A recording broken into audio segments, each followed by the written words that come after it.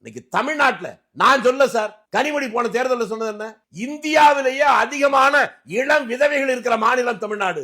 அதற்கு காரணம் இங்க இருக்க டாஸ்மாக் கடை. சொல்லுச்சா இல்லையா? சொன்னாங்க. இந்த 4.5 வருடம் டாஸ்மாக் கடை மூடி அதெல்லாம் மாத்தி எல்லா இளைஞர்கள்லாம் இப்ப பலசாலியா இருக்காங்க. ஏங்க நீ சொன்னதை ஏன் செய்யல அப்படி நீங்க கேட்டீங்கன்னா நீங்க பொறுப்புள்ள ஒரு ஊடகவியலாளர். அந்த 4.5 வருஷத்துல நான் மட்டும் தான் கேட்டுனே இருக்கணும். நீங்க இந்த 4.5 வருஷத்துல கூடவே உறவாடி இருந்தீங்களா? அப்ப எத்தனை முறை கேட்டீங்க? எத்தனை முறை கேட்டீங்க? கேட்டுட்டு டாஸ்மார்க் மூடுன்னு எத்தனை முறை காங்கிரஸ் போராட்டம் நாங்க பேசி இருக்கோம், போராடி ஐயா எத்தனை போராட்டம் நடத்துனீங்க? பண்ணிருக்க சார். இல்லங்க ஐயா, இல்லங்க ஐயா, பண்ணல. நீங்க எங்கேயோ மூலையில உட்கார்ந்துட்டு உலகமே தெரியல. இல்லங்க ஐயா, கிணத்து தவளைக்கு இதுதான் உலகம் நினைக்கிற மாதிரி நீங்க ரூமுக்குள்ளே தமிழ்நாடு இருக்குன்னு நினைக்கிறீங்க. அதான் பிரச்சனை. மக்கள் பார்த்துட்டு இருக்காங்க ஐயா.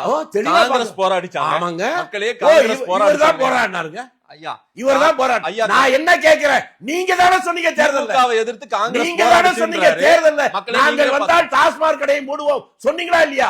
ஏன்டா மூடலன்னு கேட்டா நீங்க ஊடகவியலாளர் அதை நியாயப்படுத்துற மாதிரி நீங்க ஏன் கேட்கல, நீங்க ஏன் கேட்கல? ஐயா நீங்க வைக்கிறீங்க உறவாடி இந்த அதிகாரத்துக்கு நான் கேட்கறது வேற. சொன்னவர்கள் ஏன் செய்யலன்னு அவங்ககிட்ட கேள்வி கேட்டா நீங்க நேர்மையான பத்திரிகைக்காரர். கூடவே அவர்களை காப்பாத்துற மாதிரி எங்களை கேட்டீங்கன்னா அவர்களை காப்பாத்துறீங்க. கூடவே சுத்தன நீங்களும் குற்றவாளி தாங்க ஐயா. ரைட், நீங்களும் சரி குற்றவாளி வச்சுக்கீங்க.